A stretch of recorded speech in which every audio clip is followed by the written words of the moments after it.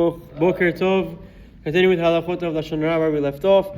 Once again, we're discussing one may not speak Lashon Hara to who. We're discussing the different categories that you're not allowed to speak and give over negative reports to. We spoke yesterday an individual or a group. So the larger the group, the worse the avon.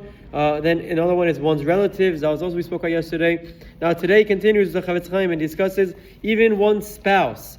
A person often feels that he must tell his spouse about everything that occurs, even if it happened in public. Chafetz Chaim writes in the footnotes, even if it's he tries to. We'll learn about these later on. But apletata, that's something that happened in public, in front of multiple people, where he would think that he has a leniency to tell his spouse because it's public knowledge. He still has to be very mindful because there's rules and regulations that apply to apletata, the concept where if something was in public, that you can give it over. We'll discuss that at length later on. And perhaps since you'll try to prove your point and prove your side, it won't fall into this category. It'll be Lashon Hara. So even that, you have to be mindful if it's a public thing as well. This is a grave error, as not only will it cause a avon, will you be over the isur of Lashon Hara, but it will also create machloket, for the spouse will take the matter to heart and either end up arguing with the other person or convincing his or her spouse to continue and even expand the fight.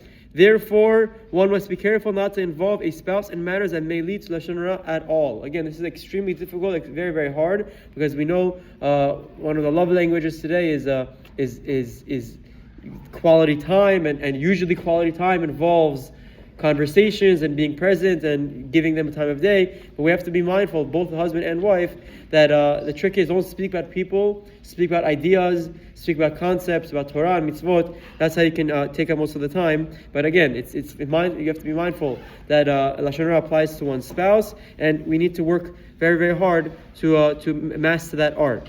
Category number 4 is a non-Jew. Lashon Hara is asur in front of Jews, but is even more severe when it's related to non-Jews. Not only is the speaker guilty of degrading Jewish honor and creating Chilul Hashem, he's also harming the Jews seriously. When a Jew is told Lashon Hara, he's not necessarily quick to believe it, but when a non-Jew receives negative information about a Jew, for example, that he's dishonest in business or that his product isn't good, whatever it may be, he will immediately accept it and act upon it, seriously damaging the subject. So the Chafetz Chaim emphasizes that when we're laying over Lashon Hara, if you're telling it to a non-Jew and the subject is a Jew, it's even more severe than if we're telling it to a Jew about another Jew as well, for the reasons why we just explained. That the commentators on the Chafetz Chaim explain that this even applies if I didn't say the name.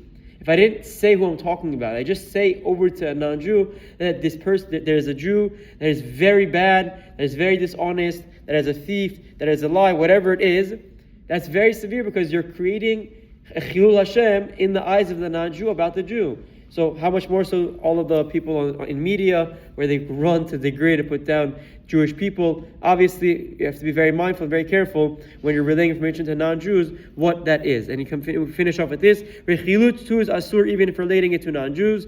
As with Lashon Hara, in many cases, it is far worse to convey to a non-Jew because the consequences can be much more severe. He brings an example. We said it. This commonly occurs when one Jew will degrade the merchandise or business dealings of another Jew to a non-Jewish business prospect in order to get the business for himself. The offender is actually destroying his friend's parnasah, which is a grave sin. Never put other people down. Put yourself up, prove why you're better and why you should succeed and get the business. That's the rule of thumb. Don't put other people down. Chazak baruch and tiskulah mitzvot.